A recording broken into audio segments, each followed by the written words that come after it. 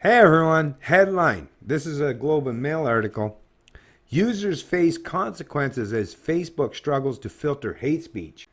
Yeah, I guess having algorithms or a few thousand employees trying to negate or undermine the psychology, the mentality, and the kind of rhetoric that people put forth, all 2 billion Facebook users, yeah, it's probably not working out so well. That's actually just one more proof positive equation that's telling you that central planning doesn't work even on this scale, even though you have full access and power and control and the power of computing to do such. It's not working out so well for you, is it? And if the day ever comes where you think you're going to perfect that, you'll find out real quick, then we live in a totalitarian state where, yeah, individual freedom of any sense or semblance of what that even means, that no longer exists. It's no longer even a proper concept in the minds of the masses. You tech gurus really need to start to understand and learn these things. You know, the invisible hand wasn't just about economics. You can't control and manipulate the minds of the masses on that grand of a scale without having massive intended or unintended consequences. Last month, Kate Hansen woke up in her home on Vancouver Island and started going about a routine which included a check-in with Facebook. She was stumped to find that she could no longer post anything or read any messages. Hansen, 40, had a pretty good idea that her account suspension was because of one of two posts. The first was related to a comment expressing her opposition to Facebook recently suspending the accounts of other lesbians for using the word dyke on the social network. The second was a comment she made in the closed members-only Facebook group Radical Lesbian Feminists about trying to gather a group of women to travel from Vancouver Island to Vancouver for the city's annual Pride event. Our own Dyke March, she wrote. She hadn't meant anything negative or derogatory by either comment, yet it would take another 10 days before Hansen learned that the second incident had caught the attention of someone or some computer program at the social media giant. We removed the post because it doesn't follow Facebook community standards, the notification said. Facebook, now with about 2 billion users worldwide, is under increasing pressure to not only prevent killing, suicides, and criminal and terrorist activity from happening on its platform, but also to police millions of posts each day. The company is increasingly relying on a mix of humans, artificial intelligence, and computer programs, algorithms, to recognize certain words and block them, thus attempting to stop the spread of hate speech, among other things, on its site. In Hansen's case, and for plenty of others, the social media giant got it wrong. In recent weeks, the word dyke in particular has become a symbol of what happens when the protections that are in place to filter hate speech go awry. There have been multiple instances of Facebook users posting the word in a non-derogatory context, but nonetheless being flagged and subjected to restrictions on their account. A lesbian motorcycle club in Queensland, Australia, called Dykes on Bikes, used the title as its trademark, but has had to settle for spelling it DY space KES on bikes.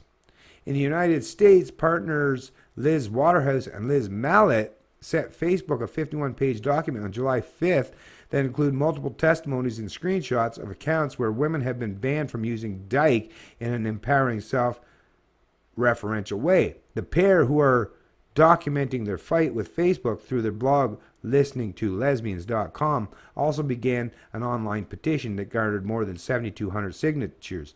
Part of the petition called on Facebook to carry out an investigation into the dyke-related suspensions to rule out whether or not Facebook employee was responsible for possible discriminations. So once again, folks, here we're seeing it. Now I'll post a link to this article in the description of the video below. But once we're seeing here now, they're only willing to stand up and speak out in opposition of the suppression of speech if it's against people that they perceived on their ideological team, on their ideological tribe, on their ideological stance, and people that they see as being part of their particular echo chamber. They won't speak up in opposition to this stuff when they see it happen to their political opponents or the opponents on the other side of the ideological spectrum or anywhere outside of their particular dialogues or narratives. So, like I say, forget this political divisiveness. That's why I don't get into the divisiveness. That's why I don't identify on the right side or the left side of the political spectrum. I'm an objective human being. I'm a libertarian at heart, philosophically. Live, let live, right? I expand freedom out on every gauge, on every level, in every way, in every aspect of what liberty truly means and what it truly entails. Now, people like me, that's why I get attacked from everyone, all of these special interest subgroups. I get attacked continuously on a daily basis by these types. And the reason is because they perceive me as, when they're trying to oppress people on that they perceive as their oppressors or opponents, I will defend their opponents. Or, like I say, when the shoe's on the other foot, I'll protect or stand up and defend their ideological opponents.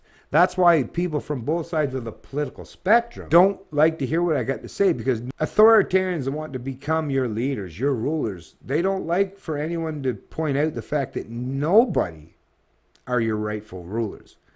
So even though they might agree with you on many different aspects, on many different planes, psychologically, intellectually, philosophically, they'll reject you and outright loathe anything that you say if it goes against their particular distortion, their manipulation of their particular ideology. But if you care about actual individual freedom, individual liberty, and being free from force and coercion and theft and central planning, manipulative measures that dictate, control, and manipulate every aspect of your social, political, and economic lives, then it's upon you, the onus is on you to stand in solidarity with people like myself, even if you don't agree with everything I say. I don't give a shit if you do, because, like I said, I'm a live, let live kind of guy. You don't have to agree with everything I say. You just have to agree with, you're allowed to say what you want to say, Bennett.